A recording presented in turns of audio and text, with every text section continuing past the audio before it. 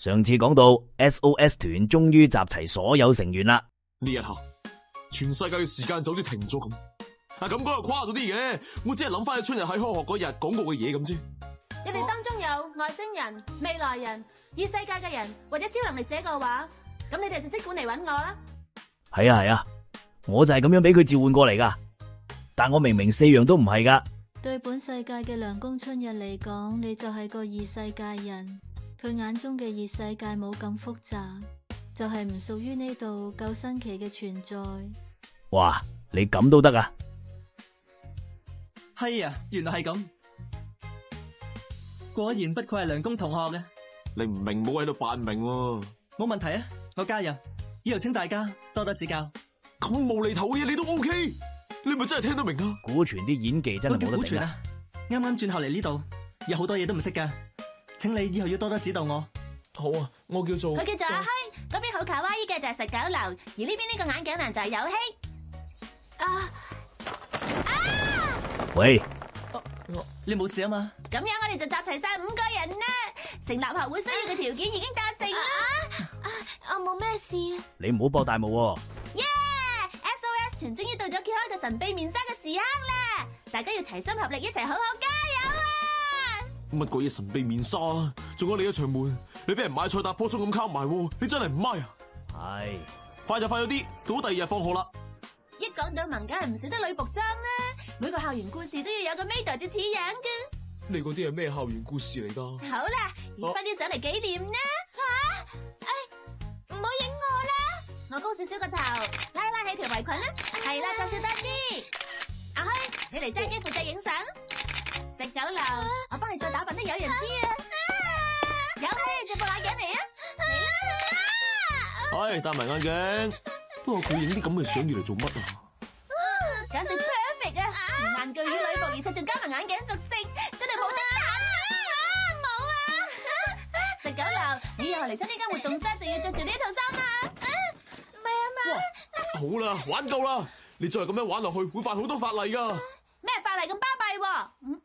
好啦，算啦，橫掂都影咗咁多相啦。我咧，我肚大腿短，傻係傻地唔可咁，我哋愛咩？而家開始正式召開第1次 SOS 團大會啦！到目前為止，我哋已經做過好多嘢啦，派個傳單，連網頁都整埋。而我哋 SOS 團喺學校入邊嘅名氣已經不斷咁扶搖直上，所以第一階段邊招俾老師姐受到咁大精神傷害，你仲咁滿意？不過好可惜，我哋 SOS 團嘅 mailbox 連一封舉報不可思議事件嘅電郵都冇。多謝各位街坊撐場，亂點河馬宇宙播放量衝破2萬啦！我好快又會撲翻嚟同大家見面噶。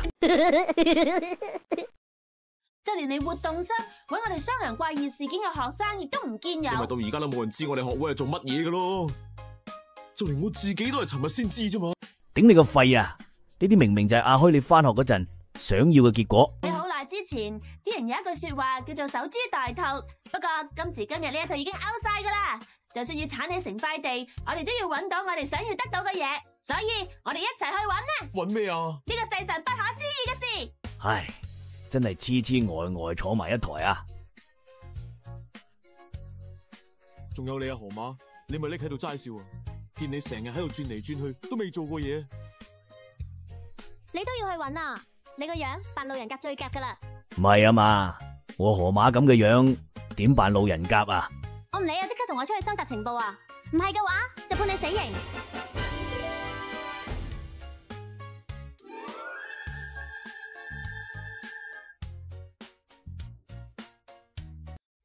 你哋快啲 like 留低評論支持下啦！佢唔係講笑噶。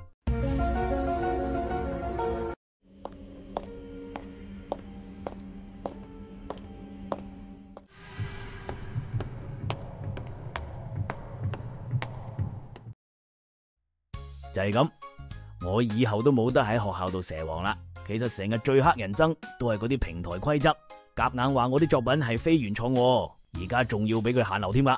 係人都知呢部動漫裏邊冇異世界河馬呢個角色噶啦，連谷川流寫到而家都唔記得加翻落去。你哋居然冤枉一隻穿越咗嘅河馬係非原創，做人呢要有啲良心至得噶。最慘就係我真係嚟咗涼宮春日個世界，我知道講都冇人信噶啦。直播間嘅粉絲，你哋信唔信啊？信就係評論區打個信啦。本來以為會係美貌與智慧並重、英雄同俠義嘅化身，點知變成而家咁嘅鬼樣，屌，仲要屈我抄襲。你哋平台嘅規則係屈原寫噶，聽日仲話要去幫春日揾不可思議事件哦。你叫佢搞掂我呢攤嘢先啦。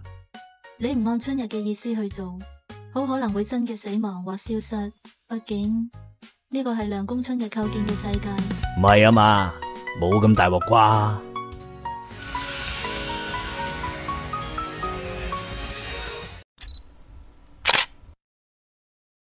首先需要明確一個核心前提，呢個世界嘅存在邏輯並非基於宇宙大爆炸後嘅自然演化，而係源於涼宮春日作為超然意識節點嘅認知坍縮效應。你所理解嘅現實，本質上係佢嘅潛意識將高維資訊箱轉化為三維實體嘅具象化結果。佢底層架構由無數可被佢意志改寫嘅量子資訊流構成。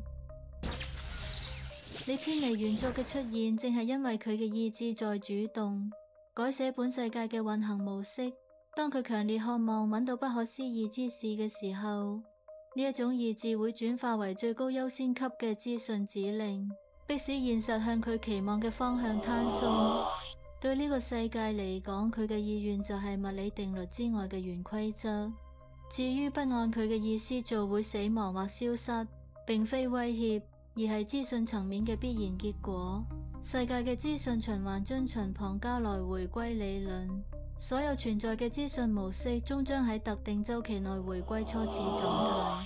但春日能夠打破呢一回歸周期，將違背佢意志嘅存在徹底排除出資訊循環。當一個存在持續與春日嘅核心意志相悖時，就會成為世界規則嘅異常變量。為避免該變量引發時空悖論，擾亂龐加萊回歸嘅正常周期，系統會自動啟動資訊清除協議，表現形式可能係突然消失，被所有人遺忘，或是符合呢個世界邏輯嘅意外死亡。咁樣咪就係嗰個原作中漫無止境嘅8月，係呢種表現形式嘅其中一種。撲街啦！各位街坊，金鋪真係要幫我拆翻支大火箭，醒醒神先得啦！就係咁樣，為咗揾出所謂嘅神秘現象，我同佢哋展開咗市內探查一日遊。呢個星期六9點鐘喺北口車站前集合，唔嚟就判死刑。又死刑，仲慘過 OT 啊頂！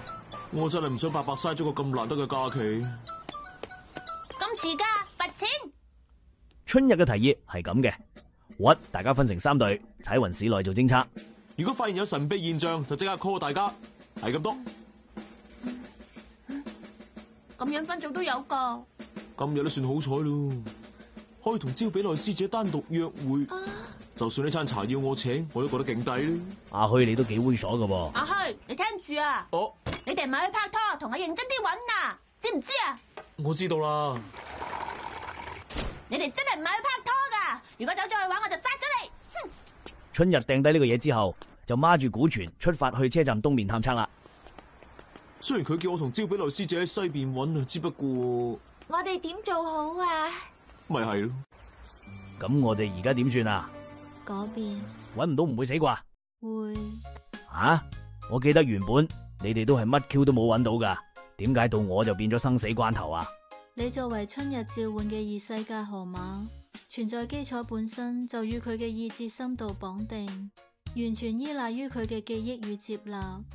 若你持續抗拒佢嘅指令，系統會判定你失去存在意義，資訊結構自然會瓦解。